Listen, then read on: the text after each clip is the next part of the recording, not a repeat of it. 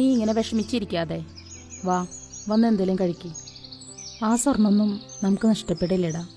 Police അന്വേഷിക്കുന്നുണ്ടല്ലോ, നമുക്ക് തന്നെ തിരിച്ചു കിട്ടും.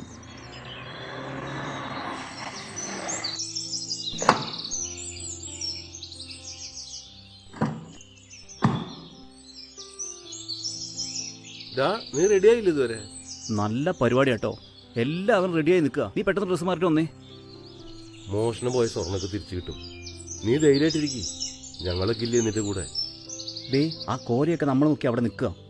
എത്ര നാളത്തെ പ്ലാനായത്. നീ ഡ്രസ്സ് മാറിട്ട് വന്നേ, വാ നമുക്ക് പോവാം. നീ ഇപ്പോൾ ഇവരുടെ കൂടെ പോ, മനസ്സൊക്കെ ഒന്ന് ഫ്രഷ് ആവട്ടെ. എനിക്ക് നിങ്ങളെന്നാ വെയിറ്റ് ചെയ്യ്, ഞാൻ വരാം. മോളൊന്നുകൊണ്ട് വിഷമിക്കണ്ട, പോയ സ്വർണ്ണൊക്കെ നമുക്ക് തിരിച്ചു കിട്ടും. ധൈര്യമായിട്ടിരിക്കും.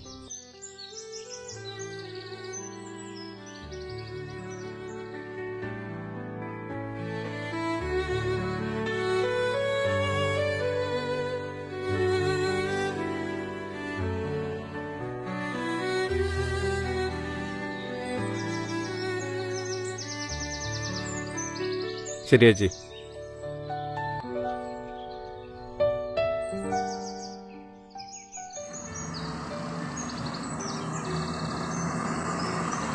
സന്ദീപ്, കോര ജംഗ്ഷനിൽ പോയിട്ടാ.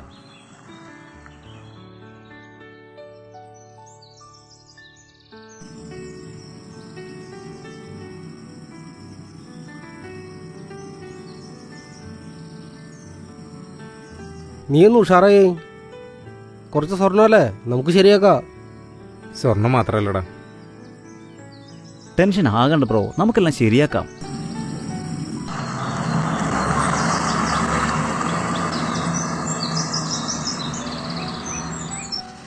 ചേട്ടാ, നമുക്കൊരു ചായ കുടിച്ചിട്ട് പോയാലോ? ഞാനത് പറയാൻ വരായിരുന്നു.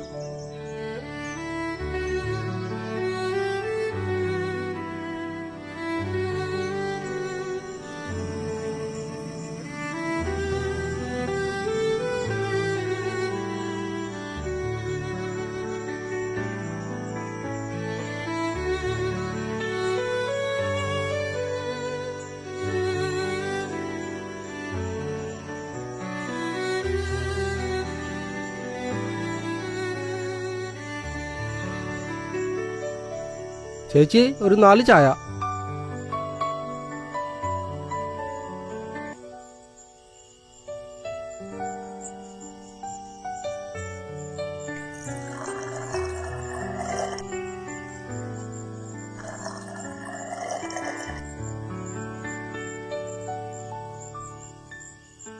അവിടെ ഇരിക്കാം.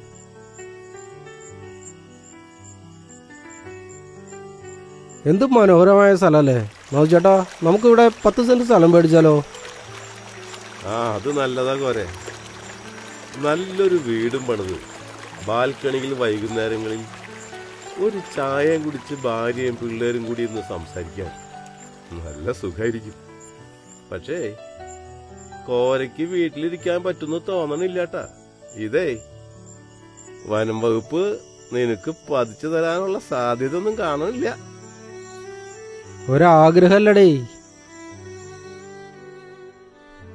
നിങ്ങൾ ദൈവത്തെ കണ്ടിട്ടുണ്ടോ? ഇല്ല അല്ലേ? പക്ഷെ ഞാൻ കണ്ടിട്ടുണ്ട്. പണ്ട് ഞാൻ വണ്ടി ഓടിച്ചിരുന്ന സമയത്ത് എന്നും ലോങ് ട്രിപ്പായിരിക്കും. ബോംബെ, കൽക്കട്ട ഒക്കെ പോയി വരും. അങ്ങനെ ഒരു ദിവസം ബോംബെ പോയിട്ട് വരായിരുന്നു. രാത്രി വളരെ വൈകി. നല്ല ഉറക്കക്ഷീണമുണ്ടായിരുന്നു. എങ്കിലും വണ്ടി ഞാൻ ഒരു കണക്കിന് എറണാകുളത്ത് എത്തിച്ചു. എന്നിട്ട് എൻ്റെ ഒരു ബൈക്ക് പഴയതൊരെണ്ണുണ്ടായിരുന്നു. അതെടുത്ത് ഞാൻ പോരാണ്. നല്ല ഉറക്കക്ഷീണുണ്ടെങ്കിലും എനിക്ക് അന്ന് വീട്ടിലെത്തേണ്ട വളരെ അത്യാവശ്യം ഉണ്ടായിരുന്നു. അങ്ങനെ ഞാൻ പോന്നുകൊണ്ടിരിക്കുമ്പോൾ നല്ല ഉറക്കം വരുന്നത് ആ സംഭവമൊക്കെ എനിക്ക് ഓർമ്മയുണ്ട്. പിന്നെ ഒന്നും എനിക്ക് ഓർമ്മയില്ല. പിന്നെ ഒരു സ്ഥലത്ത് ഇങ്ങനെ പെട്ടെന്ന് ഞാൻ കണ്ണു തുറന്ന് നോക്കുമ്പോൾ നേരിയ ഒരു മഴച്ചാറ്റിൽ ഞാനിങ്ങനെ കിടക്കണം. ഒരു പീടികയുടെ കോലറയത്ത് ഹൈവേയുടെ തൊട്ട് മുന്നിൽ. എഴുന്നേറ്റ് നോക്കുമ്പോൾ വണ്ടികളൊക്കെ അങ്ങോട്ടും പോകുന്നുണ്ട്. എന്റെ വണ്ടി മാത്രം സ്റ്റാൻഡിൽ അവിടെ വെച്ചിട്ടുണ്ട്. എങ്ങനെ ഇത് സംഭവിച്ചു എന്ന് എനിക്കറിയില്ല. ഇന്നും എനിക്കറിയില്ല. ഒരു കാര്യം എനിക്ക് ഉറപ്പാണ്, ദൈവം തന്നെയാണ് അന്ന് എന്നെ അവിടെ എത്തിച്ചത്.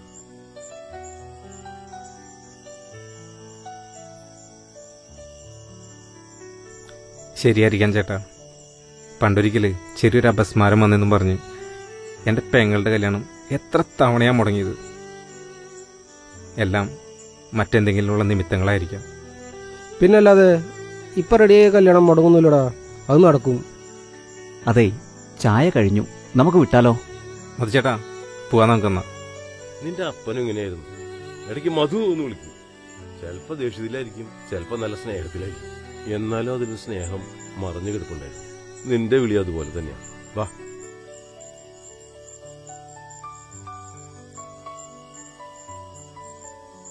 എടാ, നമ്മുടെ ഹാരിസ് പോയിട്ട് വിളിച്ചില്ലല്ലോ. ഇല്ല, ഇന്നലെ 10:30 ദുബായ് ഫ്ലൈറ്റിനല്ലേ അവൻ പോയത്. ഞാൻ പറഞ്ഞത് അവനോട് ഞാൻ കൂടെ ചെല്ലാന്ന്. അവൻ വേണ്ടാന്ന് പറഞ്ഞു.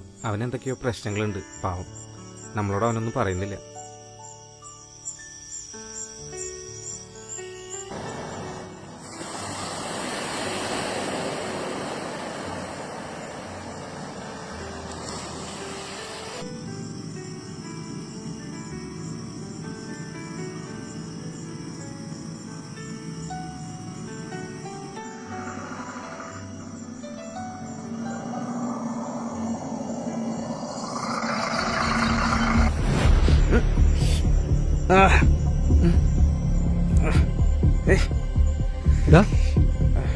എന്തുവാടാ?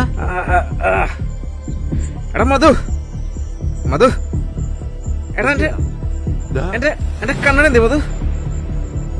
എടാ, എനിക്കൊന്നും കാണാൻ പറ്റില്ല. എനിക്കൊന്നും കാണാൻ പറ്റില്ല. എന്തു പറ്റിയടാ? എടാ വണ്ടി എടുത്ത്. എടാ 5 മിനിറ്റ്, സ്ഥലം എത്താറായി. ഇല്ല ഇല്ല ഇല്ല ഇല്ല. എടാ വണ്ടി എടുത്ത്. എടാ വണ്ടി എടുത്തടാ.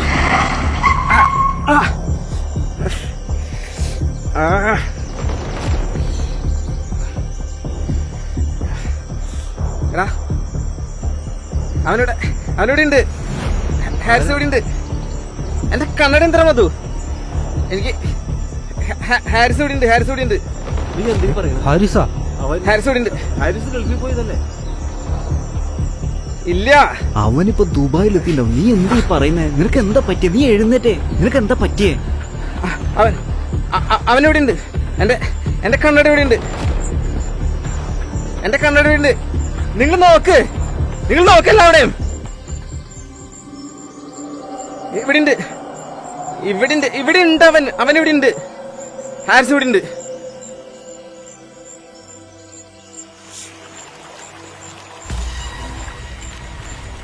മധുചേട്ടാ, ഓടി വന്നേ. മധുചേട്ടാ, നമ്മുടെ ഹാരിസ്. നിനക്കെന്താ പറ്റിയേ? ഹാരിസേ, ഹാരിസേ, നിന്നെ ആരോട് കൊണ്ടിട്ടാ? ഹാരിസ്, നീ എന്ത് കാണിക്കുന്നത്? എന്താടാ?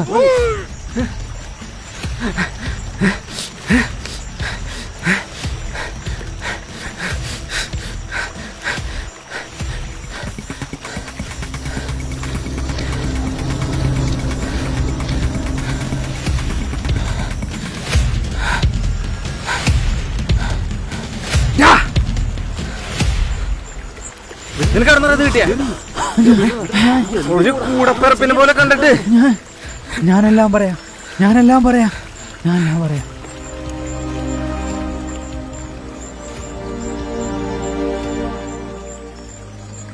പറ്റിപ്പോയടാ. പാർട്ട്ണർഷിപ്പിൽ ഞങ്ങൾ ചെയ്ത ബിസിനസ് പൊളിഞ്ഞപ്പോൾ വലിയ കടക്കാരനായി. അലീക്കാക്ക് 1 കോടി കൊടുക്കാനുണ്ട്. അലീക്ക വീട്ടിൽ വന്ന് പ്രശ്നം ഉണ്ടാക്കിയപ്പോൾ എൻ്റെ ഭാര്യ ആത്മഹത്യ ശ്രമിച്ചു. പിടിച്ചു നിൽക്കാൻ നിവർത്തിയില്ലാതെ പറ്റിപ്പോയതാടാ. ക്ഷമിക്കടാ, എന്നോട് ക്ഷമിക്കടാ. എന്നിട്ട് നീ എങ്ങനെയാടാ ഇവിടെ എത്തിയേ?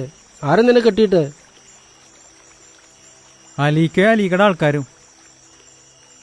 ആ സ്വർണം ഞാൻ വിറ്റിട്ടില്ല, പണയം വെച്ചിട്ടേ ഉള്ളൂ. കിട്ടിയ പൈസ അലീക്കക്ക് കൊടുക്കാൻ പോയതാ. മുതലിൻ്റെ പലിശ പോലും ആയില്ലെന്നും പറഞ്ഞ് അലീക്കയും ഗുണ്ടകളും എൻ്റെ പാസ്പോർട്ടൊക്കെ തട്ടിത്തെറിപ്പിച്ച് അവരെന്നെ ഒരുപാട് തല്ലി. അവസാനം അവരെല്ലാവരും കൂടി എന്നെ ഇവിടെ കൊണ്ടിട്ടതാ. നിങ്ങളിവിടെ എങ്ങനെ എത്തി? അതിനുത്തരം എനിക്കറിയില്ല.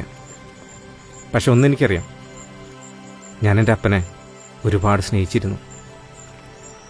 ഒരപ്പന് മകൻ നൽകേണ്ടതെല്ലാം ഞാൻ അപ്പന് നൽകിയിരുന്നു. അത് വലിയ ആർഭാടമായിട്ടൊന്നുമല്ല. എനിക്ക് എനിക്ക് ചെയ്യാവുന്നതുപോലെ.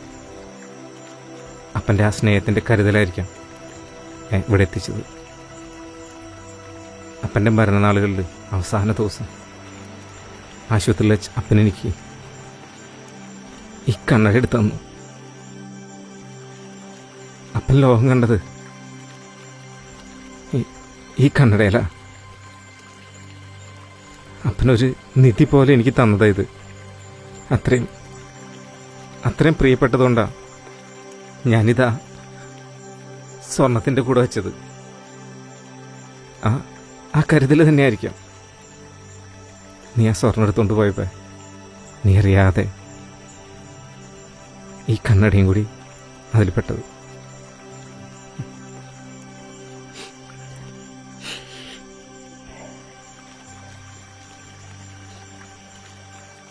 ഈ കണ്ണട എനിക്ക് നശിപ്പിക്കാൻ തോന്നിയില്ലടാ. മാതാപിതാക്കളെ സ്നേഹിച്ച അവർക്ക് നൽകേണ്ടത് പറ്റണ പോലെ അവർക്ക് നൽകിയ അവർ മരിച്ചാലും ഇന്നൊരു അദൃശ്യ ശക്തിയായി അവർ നമ്മുടെ കൂടെ ഉണ്ടാവും. ഓരോ പ്രശ്നങ്ങൾ വരുമ്പോൾ അതിൽ നിന്ന് നമ്മളെ രക്ഷിക്കാൻ ഒരു കരുതലായി അവർ നമ്മുടെ കൂടെ ഉണ്ടാവും. ക്ഷമിക്കടാ. ഞങ്ങളൊക്കെ നിന്റെ കൂടെ ഇല്ലേ? അതല്ലേ സൗഹൃദം.